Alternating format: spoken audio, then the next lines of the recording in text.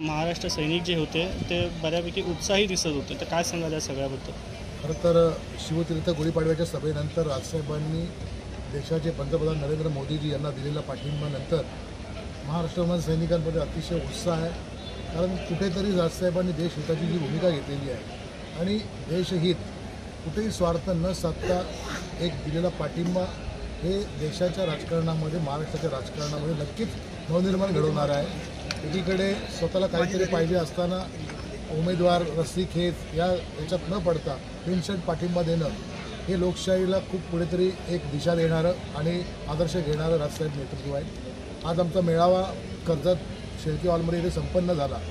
आपण पाहिलं असेल की अतिशय उत्साहपूर्वक आमचे महाराष्ट्र सेनेचे पदाधिकारी, कार्यकर्ते, महाराष्ट्र सैनिक सर्व अतिशय महाराष्ट्र सेनेचा जयघोषाने आणि महायुतीचे उमेदवार श्रीरंग अप्पा बारणे साहेब यांना पाठिंबा देण्याकरता त्यांना एक आत्मविश्वास आणि त्यांची ऊर्जा वाढवणारा हा मेळावा होता.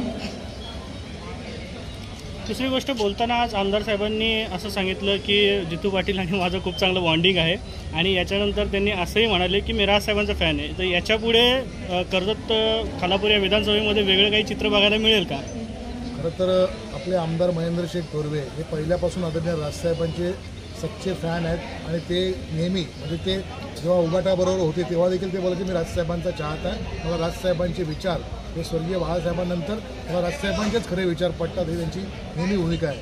आगामी काळात राजकारणात पुढचं काय वाढून ठेवलं आहे ते तुम्हाला आम्हाला माहीत नाही, परंतु एखादी कबुली देणं, एखाद्या नेत्याचा चाहता होणं हे काही एक पक्षविरहित किंवा राजकारणाच्या पलीकडचं हे विधान आहे आणि त्याचं महाराष्ट्र सैनिकांनी जोरदार टाळ्या वाजून देखील स्वागत केलं आणि नक्कीच त्याचं आम्ही देखील कौतुक करतो. आणि आमदार आणि माझे संबंध मी तर शेवटी एखादा आमदार कुठच्या एका राजकीय पक्षाचा नसतो, तो लोकप्रतिनिधी असतो.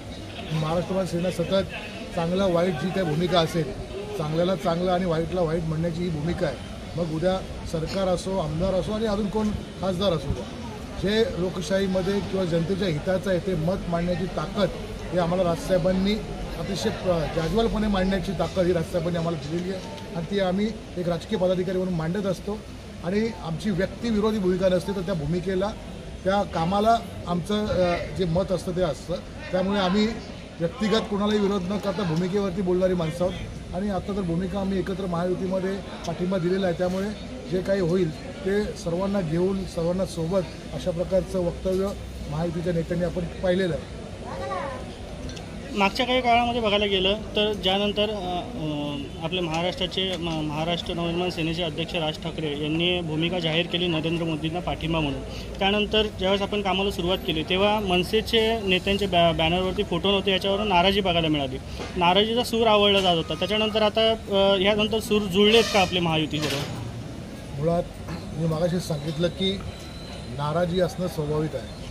ती नाराजी का होती? कारण राजसाहेबांनी पाठिंबा दिला त्यानंतर आमच्या दैवत आदरणीय राजसाहेबांचे फोटो प्रचार यंत्रणेवरती पाहिजे होते, परंतु प्रचार यंत्रणा साहित्य हे अगोदरच छापलं गेल्यामुळे आणि महायुती मला पाठिंबा देण्याचा निर्णय हा उशिरा झाल्यामुळे याच्यामध्ये त्या प्रचार यंत्रणेच्यावरती फोटो नव्हतो, परंतु ती जी चूक जी आहे ती दुरुस्त करून आदरणीय राजसाहेबांचे फोटो, महाराष्ट्र सेनेचं चिन्ह हे सर्वत्र लागलं गेलं आणि हे आमची नाराजी दूर झाली. बाकीच्या पक्षांसारखे विरोधकांनी जे बोलत आहेत त्यांच्यासारखे आम्ही स्वार्थापोटी किंवा असते आमचं काही झालं नाही म्हणून आम्ही असते नाराज नाही होत.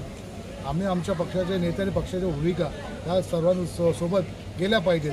त्याकरता आमची नाराजी आम्ही उमेदवारांनी दूर केलेली आणि त्याकरता आम्ही आज अतिशय उत्साहाने इतरांच्यापेक्षा जास्त महाराष्ट्र सैनिक आज काम करत आहे.